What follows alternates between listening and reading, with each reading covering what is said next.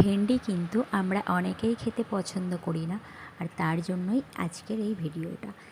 এইভাবে যদি একবার বানিয়ে খাও, যারা পছন্দ করো না তারা কিন্তু বারবার খেতে চাইবে। তো চলো ভিডিওটা কীভাবে, রান্নাটা কীভাবে করলাম সেটা দেখিয়ে দেওয়া যাক। এখানে আমি আলু আর ভেন্ডিটা ভালো করে লাল লাল করে ভেজে নিয়েছি আর মশলা করে নেব। তার জন্য এখানে আদা, জিরে, কাঁচা লঙ্কা, সর্ষে আর একটা বড় সাইজের টমেটো নিয়ে নিয়েছি। এটা মিক্সচারে মিক্স করে নেব। আর এইদিকে আমার তেলটাও গরম হয়ে গেছে। এর মধ্যে আমি ফোড়নে দিলাম একটা শুকনো লঙ্কা, সর্ষে আর জিরে। দেওয়ার পর মশলাটা দিয়ে দিলাম যেটা আমি মিক্স করে রেখেছিলাম। আর মশলাটাকে ভালো করে কষিয়ে নিতে হবে যতক্ষণ না পর্যন্ত মশলা থেকে তেল বেরিয়ে আসে।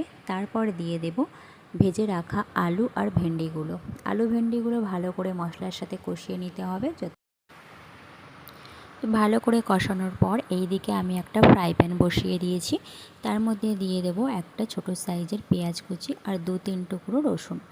পেঁয়াজ আর রসুনটাকে ভালো করে ভেজে নিতে হবে একদম লাল লাল করে। এখানে কিন্তু রসুনটা খুব কমই ব্যবহার করব। তো এইদিকে আমার ভালো করে কষিয়ে নেওয়া হয়ে গেছে। এবার এর মধ্যে দিয়ে দেব কাশ্মীরি লঙ্কার গুঁড়ো। কাশ্মীরি লঙ্কার গুঁড়োটা দিয়ে ভালো করে নেড়ে চেড়ে কষিয়ে নিতে হবে। এখানে দেখো আমার পেঁয়াজ রসুনটাও একদম লাল লাল করে ভাজা হয়ে গেছে। এবার এটা মিক্সচারে মিক্স করে নিতে হবে। এইদিকে আমি পরিমাণ মতো জল দিয়ে দিলাম। আর এই জলটা কিন্তু অবশ্যই উষ্ণ গরম জল হতে হবে।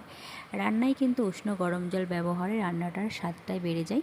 তো এখানে আমার দেখো ভালো করে জল দিয়ে নাড়াচাড়া করে নিয়ে যেই মশলাটা করে রেখেছিলাম পেঁয়াজের রসুনের, সেটা এখানে দিয়ে দিলাম। ভালো করে মিক্স করে দেবো সবজির সাথে। মিক্স করে দেওয়ার পরে কিন্তু রান্নাটা আমি শেষ করব ধনেপাতা কুচি দিয়ে। ধনেপাতা কুচি দিয়ে রান্নাটা এখানেই শেষ হয়ে গেল। তোমরা যদি ভিডিওটা ভালো লেগে থাকে অবশ্যই লাইক, কমেন্ট, শেয়ার করে আমার পাশে থাকবেন এবং নতুন নতুন ভিডিওর জন্য চ্যানেলটাকে সাবস্ক্রাইব করে পাশে থেকো। আর যাদের কিন্তু এই ভেন্ডি খেতে পছন্দ হয় না একদমই, তারা এইভাবে একবার অবশ্যই ট্রাই করো বাড়িতে। আমি কিন্তু 100% শিওর বারবার খেতে ইচ্ছা করবে এইভাবে।